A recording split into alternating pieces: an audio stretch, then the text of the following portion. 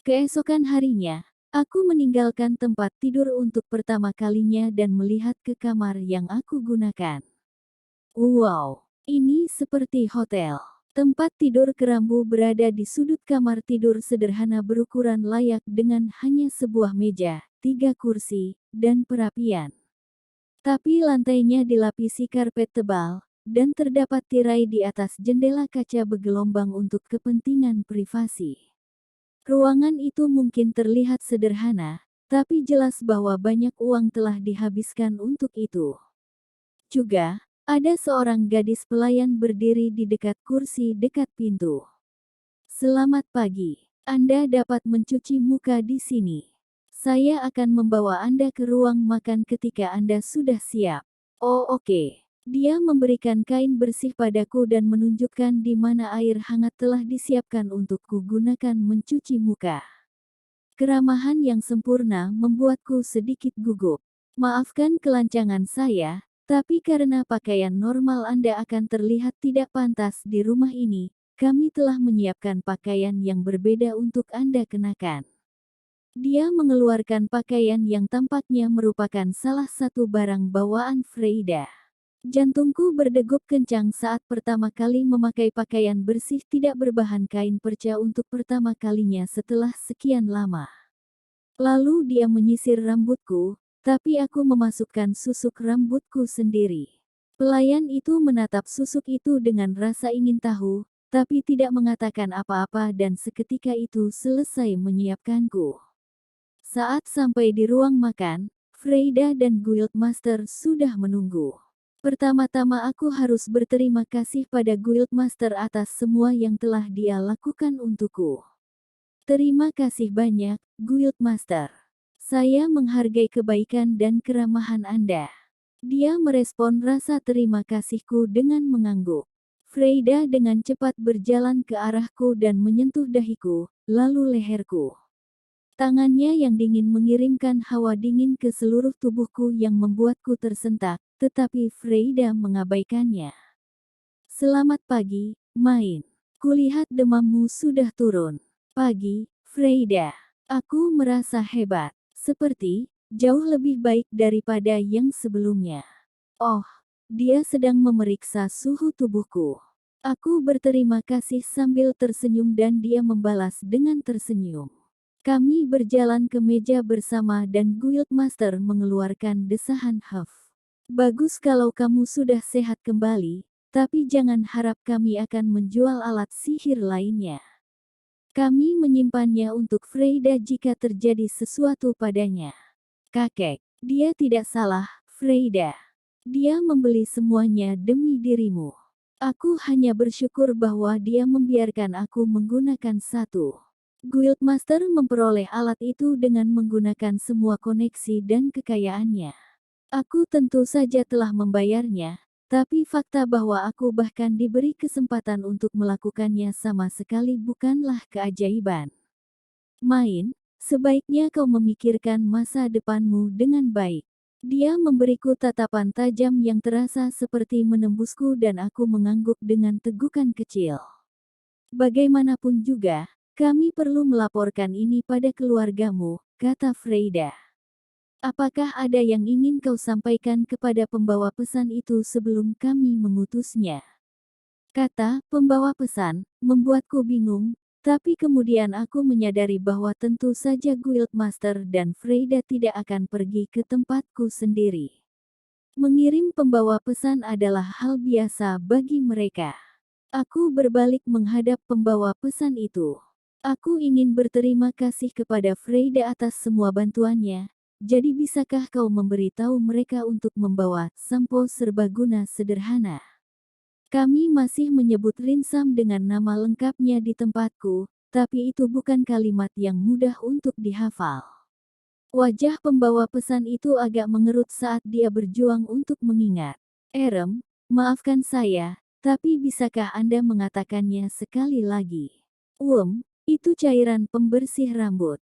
Mereka seharusnya mengerti jika kau hanya mengatakan, Rinsam. Terima kasih telah mengulanginya. Cairan pembersih rambut, Rinsam. Dimengerti. Aku melihat utusan itu pergi setelah memastikan dia tahu di mana aku tinggal, lalu melihat Guildmaster menatapku sambil membelai jenggotnya. Aku merasa pernah melihat senyum firasat serupa di masa lalu. Freida, main tentu memiliki banyak hal menarik, bukan? Yah, dia memilikinya. Aku cukup kecewa kami melewatkan kesempatan untuk mendapatkan pengetahuannya dengan imbalan alat sihir. Dikelilingi oleh mereka berdua dalam situasi di mana aku tidak memiliki sekutu memanglah menakutkan. Aku merasa seperti kelinci di kandang singa. Kamu tahu, aku pikir aku akan membayar alat sihir dengan uang. Khawatir mereka akan membuat beberapa alasan untuk menaikkan harga. Aku segera mengetuk kartu guildku ke Guildmaster dan selesai membayarnya. Dia benar-benar membayarmu sebanyak itu. Terkutuk kau, Beno, gumam Guildmaster dengan frustrasi. Tampaknya Beno telah berhasil menenun melalui jaringan perangkap Guildmaster dengan tipu muslihat yang luar biasa. Kerja bagus, Beno. Kamu menyelamatkanku. Makan sebanyak yang kamu suka, main. Benar. Aku tidak bisa berhenti tersenyum saat aku sedang mencoba. Karena maksudku, kita sedang sarapan roti putih. Roti putih, terbuat dari tepung. Aku juga bisa menambahkan madu sebanyak yang aku mau, itu gila. Setelah aku mengisi roti manis dan lezat, aku memburu sup. Rasanya asin enak, tapi rasanya kuahnya kurang rasa sayuran. Mereka pasti merebusnya dan kemudian membuang airnya. Praktik cacat itu sudah mendarah daging dalam budaya dunia ini. Tapi telur dan bacon terasa enak, dan mereka bahkan punya buah untuk pencuci mulut. Itu adalah sarapan yang cocok untuk Jepang dan aku menyukainya. Sarapan di tempat Guildmaster sangat lezat. Aku dengan elegan memilih makananku saat Guildmaster menatapku dengan alis berkerut.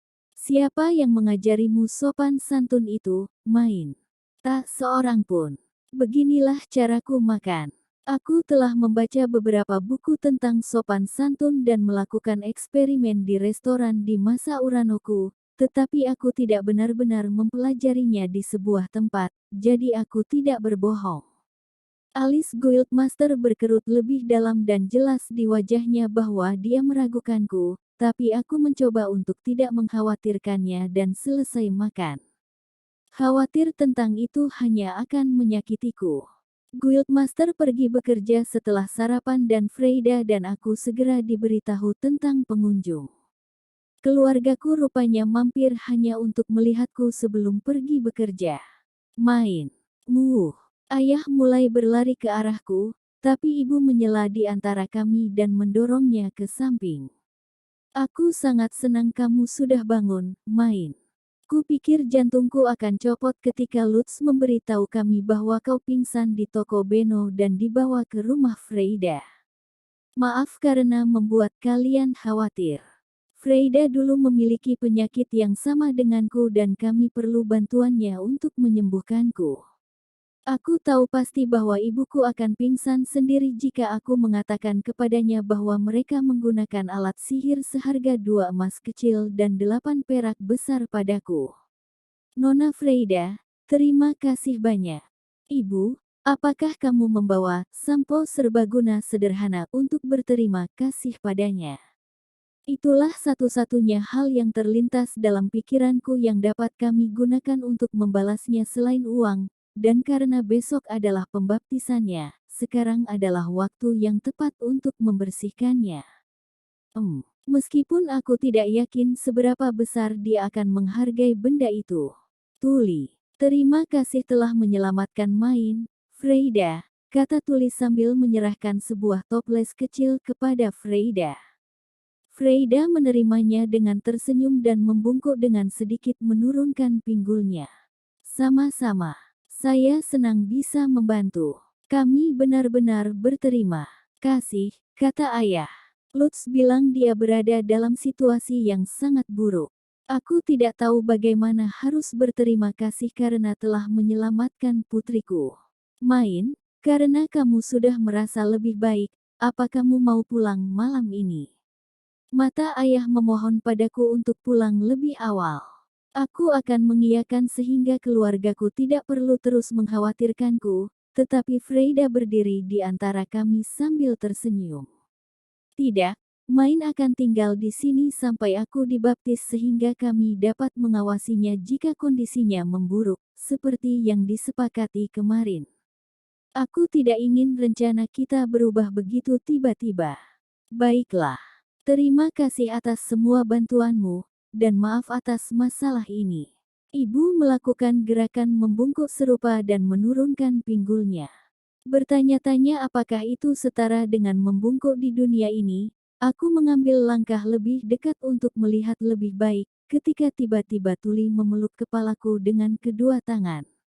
Kita harus pergi bekerja sekarang, tapi jangan ganggu orang-orang baik ini dan melakukan segala macam hal aneh seperti yang kamu lakukan di rumah, oke? Aku tahu itu, Tuli. Aku akan pulang setelah pembaptisan. Semoga sukses di tempat kerja. Keluargaku pergi dengan cepat, sibuk seperti mereka, dan Lutz datang tepat setelahnya seolah-olah dia telah menunggu mereka pergi. Kudengar kau akhirnya bangun. Bagaimana demammu? Apakah itu benar-benar turun? Dia menyentuh kepala dan leherku seperti yang dilakukan Freida, memeriksa untuk tahu seberapa panas diriku. Tangannya, hampir tidak bisa dipercaya, lebih dingin dari tangan Freida. Au, Lutz, tanganmu terlalu dingin. Ah, maaf. Yah, jangan khawatir. Aku sudah lebih baik sekarang. Paling lama setahun, kan? Lutz, mengetahui keadaan alat sihir dan penelananku, mengerutkan kening untuk menunjukkan bahwa dia belum bisa menerimanya. Tapi tetap saja, aku telah berada di tempat yang sangat sulit sehingga bahkan 1 tahun terasa sangat melegakan. Aku dapat menggunakan waktu itu untuk memikirkan banyak hal dan mencari solusi. Aku akan membuat buku, pasti. Hanya itu yang kamu pikirkan, Main. Tapi baiklah. Aku akan memberitahu Beno. Dia kemarin bilang bahwa dia mungkin datang menemuimu sore ini. Saat nama Beno terdengar, ekspresi Freida berubah menjadi cemberut yang solid. Dia mendengarkan percakapan antara aku dengan Lutz dari belakang, tetapi itu adalah yang terakhir sebelum dia menyela. Aku khawatir itu bukan saat yang tepat. Kami akan sibuk membuat manisan. Bukankah begitu, Main? Aku merasa membiarkan Freida dan Beno bertemu sekarang bukanlah ide yang bagus. Aku adalah yang paling mungkin menderita dan aku sudah bisa membayangkan aku akan duduk tak berdaya di antara mereka saat kilatan api beterbangan di udara. Itu tidak akan baik. Maaf, Lutz, tetapi bisakah kamu memberitahu Beno bahwa aku akan mampir ke toko nanti? Tentu, tapi apa yang kamu masak? Sesuatu yang baru. Tampaknya Lutz lebih tertarik pada masakan kami daripada di Beno. Aku tertawa dan menggelengkan kepala. Aku tidak tahu, kita harus bicara dengan Koki dulu. Ya ampun, kamu tidak akan memutuskan sendiri, Main. Kata Freida, bingung. Tetapi aku tidak dapat merencanakan resep tanpa mengetahui bahan dan alat apa yang tersedia. Belum lagi jika kokinya ramah, kita bisa meminta bantuan mereka untuk membuat sesuatu yang lebih sulit, tetapi jika mereka tidak begitu ramah, kita harus puas dengan sesuatu yang sederhana. Aku tidak bisa memutuskan apapun tanpa mengetahui bahan dan alat apa yang mereka miliki di sini. Apakah hal yang sama tidak berlaku untuk Lutz? Freida mengerucutkan bibir, tidak puas dengan penjelasanku. Tapi Lutz dan aku hidup dalam kondisi yang sama, makan sesuatu yang sama dan menggunakan alat yang serupa. Itu adalah situasi yang sama. Sekali berbeda dengan tempat Freida. Aku tidak membuat apapun untuk Lutz. Aku baru saja memberitahu dia resepnya. Di tempat Lutz, keluarganya menggunakan bahan-bahan mereka sendiri dan membuat makanan sendiri. Benar kan, Lutz? Ya, Main terlalu kecil dan lemah untuk memasak sendiri. Kita harus selesai nanti sore, Aku akan menyimpannya untukmu jika kamu ingin mencobanya. Sungguh. Oke, aku ikut. Freida, dengan semangat kompetitifnya yang membara pada Lutz, memelototi pintu sesaat setelah dia pergi dan kemudian menatapku dengan sedih, pipinya mengembang dengan manis. Kamu terlalu memanjakan Lutz. Ku rasa tidak. Sungguh, kebalikannya. Dia merawatku lebih dari yang seharusnya, kataku, membuat Freida tambah cemberut. Sejujurnya, aku tidak tahu mengapa Freida sangat tidak senang dengan semua ini. Aku sedikit goyah, merasa canggung, dan Freida mengarahkan jarinya ke arahku. Baiklah kalau begitu, aku akan menjagamu sendiri. Apa? Mengapa? Kamu memang sahabat terbaikku, tapi aku seperti bukan sahabatmu. Ini menyebalkan. Wow, manis sekali. Aku ingin mencolek pipinya yang menggembung. Sekarang tahu bahwa ketidakbahagiaan Freida lahir dari kecemburuan, aku tidak bisa menahan sedikit tawa. Oke, pikirkan seperti ini. Kita bisa melakukan hal-hal gadis bersama yang tidak pernah bisa kulakukan dengan Lutz. Apa itu akan menghiburmu? Hal-hal gadis. Freida memiringkan kepalanya dengan bingung. Hobi utamanya adalah menghitung dan menghasilkan uang. Mencoba bermain boneka bersama mungkin hanya akan mengarah pada diskusi tentang margin keuntungan pada mainan atau sejenisnya. Itu akan menyenangkan dengan caranya sendiri, tapi kami tidak punya banyak waktu untuk bermain bersama. Kita bisa mandi bersama, saling membersihkan rambut, berguling-guling di tempat tidur dan mengobrol, segala macam hal tentang perempuan. Aku tidak bisa melakukan semua itu dengan Lutz, kan? Ya ampun, bagus sekali. Kalau begitu, bagaimana kalau kita cari koki, jadi kita bisa mendiskusikan manisan apa yang akan kita buat dulu. Freida meraih tangan dan membawaku ke dapur. Seorang wanita yang tampak gemuk berdiri di sana, yang tampaknya baru saja selesai membersihkan diri setelah membuat sarapan. Dia tampaknya setua ibuku dan mirip dengan ibu Lutz, Carla. Leise, tentang manisan hari ini. Ya, Anda akan membuat beberapa manisan dengan teman Anda, kan? Anda sudah menyebutkannya lebih dari yang bisa saya hitung. Bolehkah aku bertanya bahan apa yang harus kita kerjakan di sini? Tanyaku, membuat Leise mengangkat alis. Bahan. Rencananya kalian mau memasak apa? Tepung, mentega, gula, dan telur. Kami tidak punya gula di rumahku, jadi kami biasanya menggunakan selai atau madu sebagai pengganti, tapi mungkin kau punya gula di sini. Jenis manisan yang bisa dibuat sangat bervariasi berdasarkan bahan dan alat yang tersedia.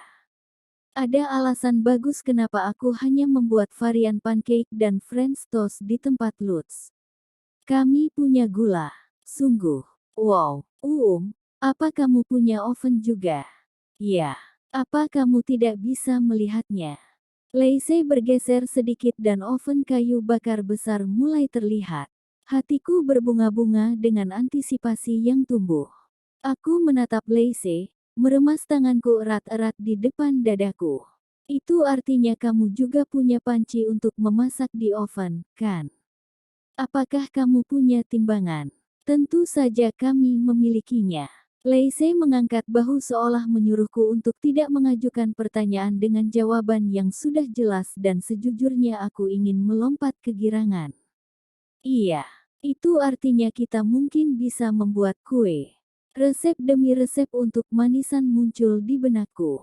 Ada lebih dari beberapa resep yang ku hafal hingga ukuran yang tepat. Tunggu, aku tahu resepnya, tapi kurasa orang-orang di sekitar sini tidak mengukur berat. Dalam gram, apa yang harus kulakukan? Aku melupakan fakta penting ini dalam kegembiraanku, tetapi bahan dan alat tidak cukup untuk membuat manisan. Kau perlu menakar bahannya. Aku dulu membuat kue parue di tempat Lutz seperti kue dadar biasa, berdasarkan insting dan dengan demikian berhasil membuat kue dengan ukuran dan ketebalan yang berbeda setiap saat. Itu bagus karena anak laki-laki hanya menginginkan kuantitas, bukan kualitas, tetapi memanggang yang sebenarnya membutuhkan pengukuran yang tepat dan akurat. Freida membiarkanku menggunakan seluruh oven kayu bakar di sini, aku tidak boleh sampai gagal. Trial and error saat ini tidak bisa diterima. Apakah ada yang bisa aku buat dan tidak butuh pengukuran yang tepat? Aku mencoba memikirkan permen yang bisa aku buat tanpa mengetahui satuan ukuran apapun, dan seketika itu teringat sesuatu yang pernah aku baca di buku tentang permen Prancis. Aku akan membuat kue pon. Kue pon dalam bahasa Prancis adalah quatre quarts, yang berarti 4/4. Itu adalah kue yang dibuat menggunakan 4 bahan dengan takaran yang sama, tepung, telur, mentega, dan gula. Aku bisa membuat kue pon tanpa ukuran yang tepat selama aku memiliki timbangan untuk menakar setiap bahan. Aku belum pernah mendengar tentang itu. Makanan macam apa itu? Itu manisan yang terbuat dari pencampuran tepung, telur, mentega, dan gula dalam jumlah yang sama. Kamu benar-benar akan membuat sesuatu seperti itu.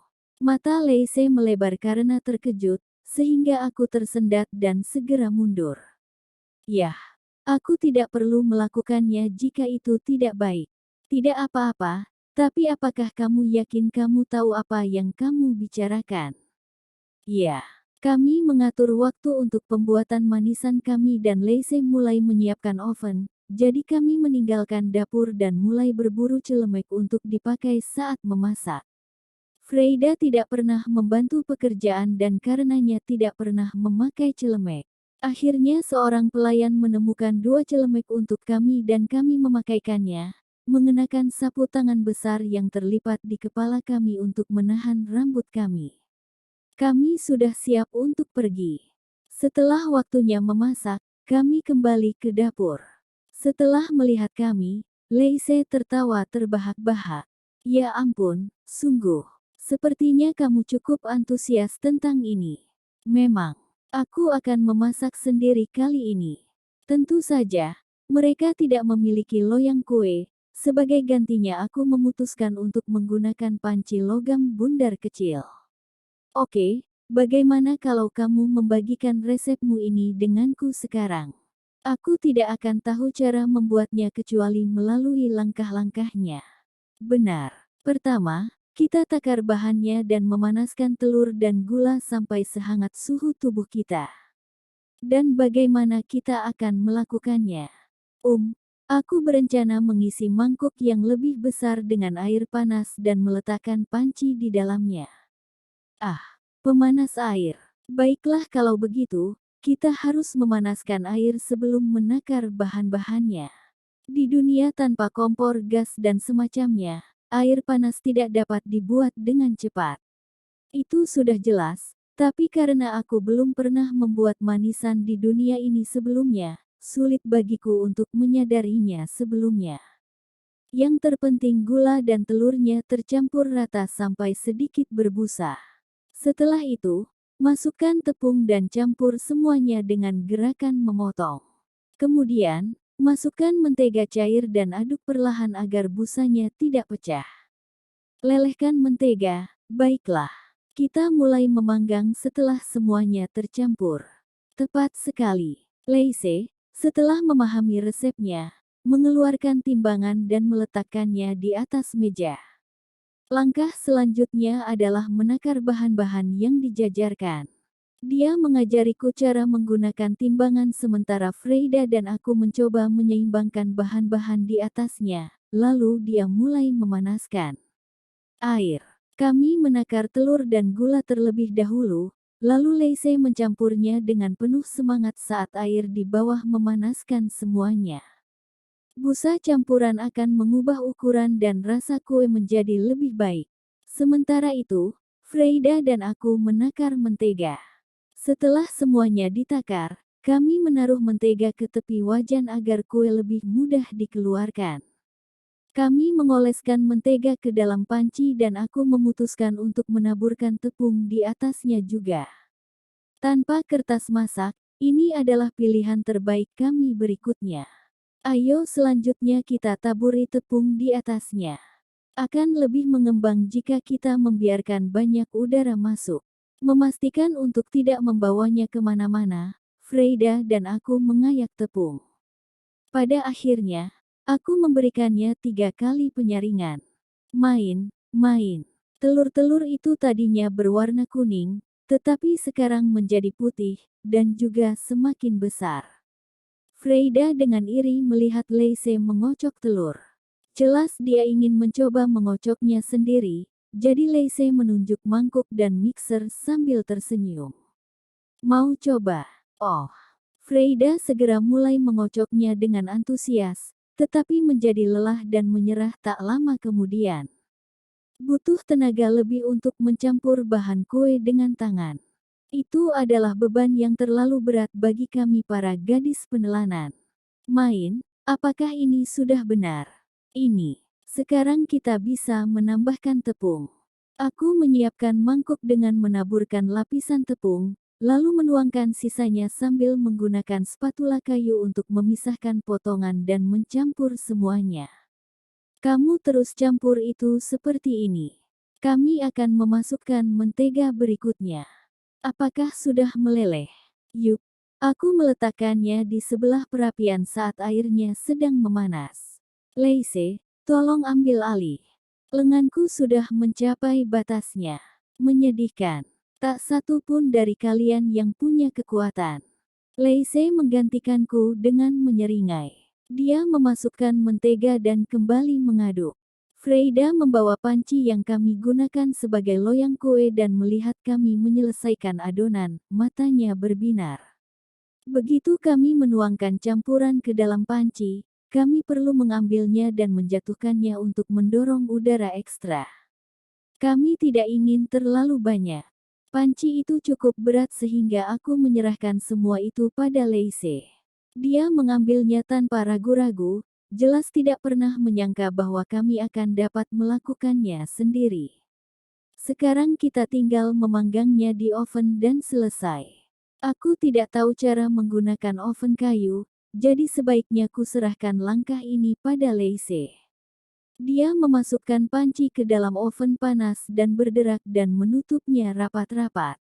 Ini harusnya selesai memanggang saat kita sedang bersih-bersih, kata Lacey. Sambil membantu Lacey membersihkan dengan cara yang kikuk dan tidak efektif sehingga hampir tidak bisa dianggap membantu, aroma manis yang lezat mulai melayang di udara. Bagaimana Freida bergoyang-goyang dengan penuh semangat di depan oven sangatlah lucu, menanyakan apakah sudah siap atau belum. Belum, jawabku, merasa gugup tentang apakah kami berhasil atau tidak. Kami telah menggunakan banyak bahan berharga untuk membuat kue pon ini, dan selain itu, ini pertama kalinya Freida dan aku membuat manisan bersama. Kegagalan bukanlah pilihan bagiku. Aku pikir aku akan memeriksanya. Lacey membuka oven dan mengintip ke dalam. Kue telah mengembang dengan baik. Namun, bagian belakangnya tampak lebih gelap daripada bagian depannya. Lacey, sepertinya bagian belakang kuenya lebih matang. Bisakah kau membaliknya?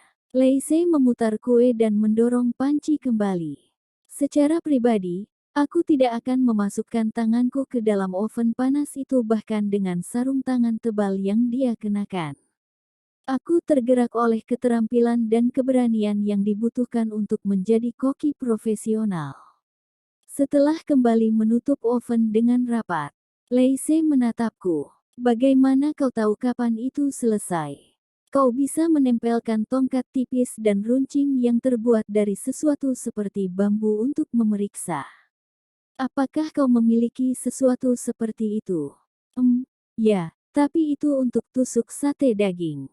Dia mengacak-acak rak dan mengeluarkan 2 tusuk sate besi panjang, seperti tusuk sate yang biasa digunakan untuk menempelkan daging dan sayuran saat pesta barbeque. Aku belum pernah menggunakan tusuk sate untuk memeriksa apakah kue sudah matang sebelumnya, jadi sejujurnya aku tidak tahu seberapa baik kue itu akan matang. Itu akan membuat lubang besar di kue, Tapi kurasa kita tidak punya banyak pilihan. Aku dulu pernah menggunakan sumpit untuk memeriksa saat masih Urano, jadi itu akan baik-baik saja. Lacey memasukkan tusuk sate ke dalam dan kemudian menariknya keluar, memperlihatkan beberapa adonan basah yang menempel di sana. Sepertinya bagian dalamnya belum matang. Bagaimana kamu bisa tahu? Ada sedikit adonan yang menempel di sana, kan? Itu akan matang setelah tusuk sate keluar dengan bersih. Bagian atas kue agak berubah menjadi coklat tua saat bagian dalamnya matang, yang berarti ovennya mungkin terlalu panas. Tapi tidak seperti oven yang biasa aku pakai, panas oven di sini tidak mudah dikendalikan. Aku harus sepenuhnya bergantung pada pengalaman dan naluri orang yang terlatih dalam bidang ini. Kurasa aku akan lebih berhati-hati dengan oven lain kali, gumam Lacey sambil mengeluarkan kue pon. Begitu pancinya berada di luar, aku bisa melihat kue empuk yang dimasak dengan baik di dalamnya yang tampak seperti kastela. Cukup menakjubkan. Yup, ini jelas terlihat bagus. Mereka berdua menatap kue yang sudah matang dengan mata bersinar, dan aku merasakan kepuasan yang tak terlukiskan mengalir di dadaku. Ini biasanya terasa lebih enak jika kau membungkusnya dengan kain basah yang diperas rapat dan dibiarkan selama 2 atau 3 hari, tetapi kita harus menguji rasa yang satu ini terlebih dahulu. Lacey memotong kue menjadi irisan halus. Aku mengambil sepotong dan membawanya ke mulut. Hal yang menyenangkan tentang pengujian rasa sebagai koki adalah kau harus sedikit memakannya sebelum semua orang tertarik dengan baunya. Ini persis seperti yang kuinginkan. Setelah aku selesai, Lacey, yang sangat terbiasa dengan hal-hal berbau uji rasa, melakukan hal yang sama. Freyda ragu-ragu untuk memasukkan sedikit kue ke dalam mulutnya, tetapi setelah melihat Lacey memakannya, dia buru-buru melahapnya. Astaga! Dua pasang mata melebar karena terkejut dan Freyda dan Lacey berbalik untuk melihatku secara bersamaan. Mereka memiliki pandangan predator kepada mereka yang mengingatkanku pada Guildmaster pagi ini, dan aku merasa bahwa aku mungkin telah menempatkan diriku dalam bahaya nyata. Mungkin akan lebih baik untuk melarikan diri sebelum mereka menanyakan pertanyaan aneh padaku. Aku meraih tangan Freyda. Freyda, ayo makan ini saat minum teh, atau setelah makan. Sekarang waktu yang tepat untuk mandi. Kami tidak banyak membantunya memanggang, tetapi karena kami menyaring tepung, lengan baju kami cukup kotor. Kami punya banyak waktu, dan semakin cepat aku membersihkannya dengan rinsam, semakin baik. Jadi dengan semua itu, kami meninggalkan dapur. Tapi aku berhenti di pintu dan berbalik, tidak ingin lupa berterima kasih kepada Koki. Terima kasih atas bantuanmu, Lacey.